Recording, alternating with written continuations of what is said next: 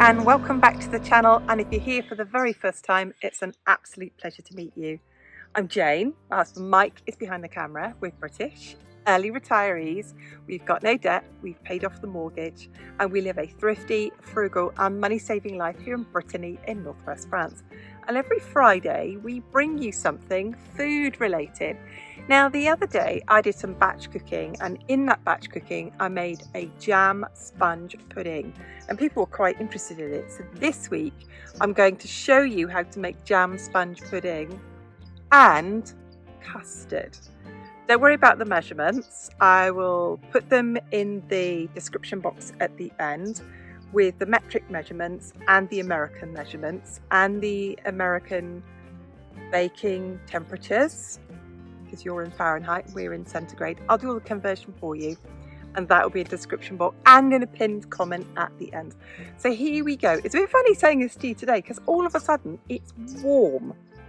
We've had it cold, we've had it less than 10 degrees, which is like autumnal weather here. And now it's a lovely, pleasant, nice, mild, warm 25 degrees. It's bliss. So anyway, put this in your, write it down and put it away for the winter. A lovely jam sponge pudding and custard.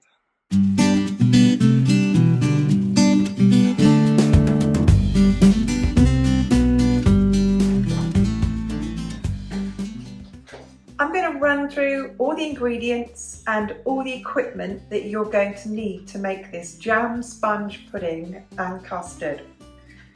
First of all, disclaimer, if you're British, don't bother making your custard, get it out of a tin or get it out of a packet. Traditionally what we do in the UK, we open a tin of custard or we just buy an instant custard and we add water to it. I actually haven't made proper custard since I was in cookery classes at school, but how hard can it be? How hard can it be? So to make custard, I will need full fat milk, cream, some sugar, some either vanilla extract or, as I have here, vanilla sugar, some maize flour, which is corn flour or corn starch, and egg yolks. I will use the egg whites to make some meringues today, but I won't video that. You'll need either a pudding bowl, so that's a bowl that can go in the oven. This is an IKEA one, you can use a Pyrex bowl. You'll need some kind of jug to serve the custard in. Now that pudding bowl would serve 4, but I'm going to make quite small puddings today, and I'm going to put them in my traditional English little miniature individual, these are Yorkshire pudding tins, so you make individual Yorkshire puddings in them, or little jam sponge puddings. So that's the custard and that's the equipment. You're going to need some weighing scales because I'm going to give you this in metric and you can just, weigh it, or I will put a link in the description box below of how you can convert the metric measurements that 99% of the world use to the American measurement. So I will put a guide to how to do that below, or I'll put a link to that below. And then you're going to need to make the actual sponge pudding. So that's the custard, and the sponge pudding is so easy because I'm just going to give you basically a Victoria sponge mix, which is equal measurements of all the egg, butter, flour and sugar. So butter, flour, sugar and egg, that's all that's in there. I am going to add in some vanilla into that as well. I like a bit of vanilla in the sponge, but you can use vanilla sugar. And obviously you'll need some kind of baking powder for that. Now at the bottom of these, which we will grease these, and at the bottom of these, you can use anything. Very traditionally in the UK, we put pineapple in the bottom of this and call it a pineapple upside down cake. And we would then grease this and tip the pudding up that way so the jam is on top. So you can use tinned fruit. I've got tinned cherries there. You might have cherry pie filling. You can put that on the bottom of it.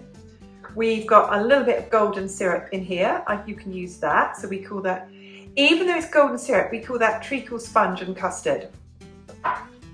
I've got the very traditional strawberry jam, cheap as chips here, €1.50 for a jar of bon maman here. I've got some IKEA lingonberry jam, and I've also got some homemade apricot jam. But I think today I'm going to do 2 in golden syrup and 2 in jam. Mike will be eating these, I will not be eating these because I haven't got any gluten-free flour. However, to make a Victoria sponge cake with gluten-free flour, it's just so simple. You just swap out regular flour for gluten-free flour. And those are the ingredients. You'll need a bowl to mix up the beginning of the custard with.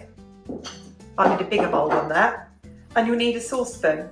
You'll also need a wooden spoon and a whisk. And that is what the ingredients and equipment to make jam, sponge, pudding and custard.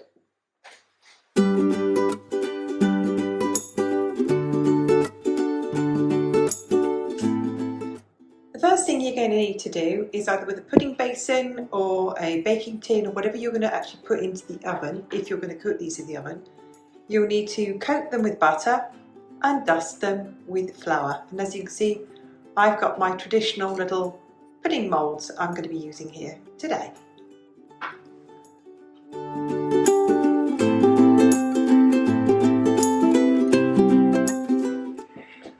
To make my cake mix, I have in here 3 eggs, which is weighed to 150 grams. So then I've got 150 grams of flour, 150 grams of butter and 150 grams of sugar. I'm then going to add in my sachet of vanilla sugar it comes as here.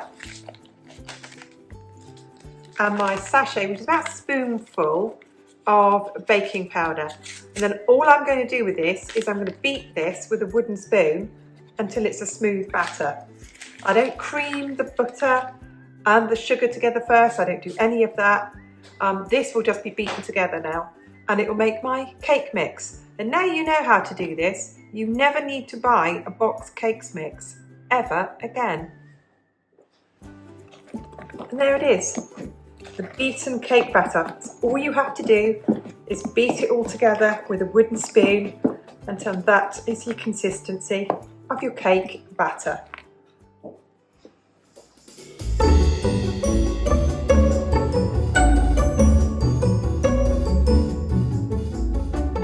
So I've buttered these, I've floured these, and in the bottom of each one of these are 2, almost 3 teaspoons of jam.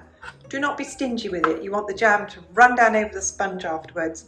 And in these was my last little bit of golden syrup. So last bit, it's a souvenir of our last trip to the UK. Next, I'm going to put the cake batter on top. And there is the cake batter on top of the golden syrup and the strawberry jam, and these are going to go in the oven. The oven I have preheated to 180. These will take 15 minutes to 30 minutes depending on whether my oven is behaving well or not. Ovens can be ovens, can't they? We know about that. And then I'll take them out, I will test them with a knife. If the knife comes out clean, then I know the sponge is completely cooked. But this sponge should absolutely double in size. They should be puffed up here like muffins.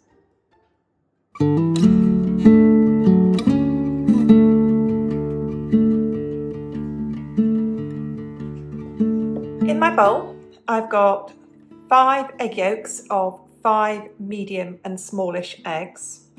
I've got 4 tablespoons of corn flour, 1 teaspoon of vanilla extract and 100 grams of sugar. I will beat that together. In here I have 200 millilitres of cream. In America you would call that heavy cream, UK double cream, here it's just cream. And I've got 700 millilitres of milk. This I'm going to heat to just before boiling. I will add that into my mixture here, which will have been beaten together. Combine it, that will go back in the pan, and then I will heat it gently over a gentle heat, stirring it continuously with a wooden spoon until it thickens.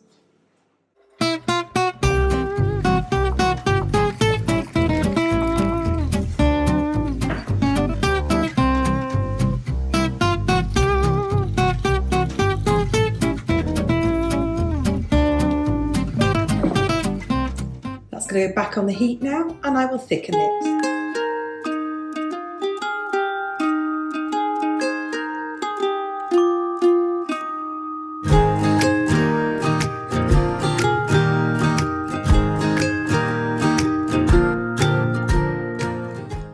And that is the consistency that I'm looking for. I'm going to pour that into a jug and leave it to cool slightly.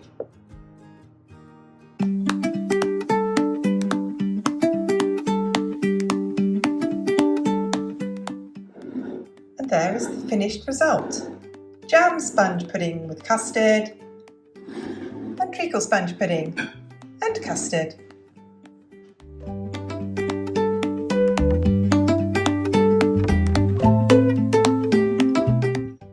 I hope you enjoyed that, and if you make your own custard or you make your own jam sponge, let me know.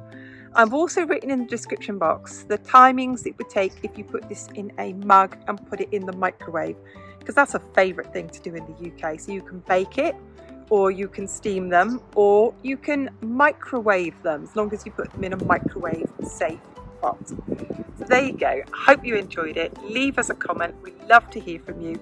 Massive thanks to everyone for hitting that like button, and we'll see you again soon. Bye for now.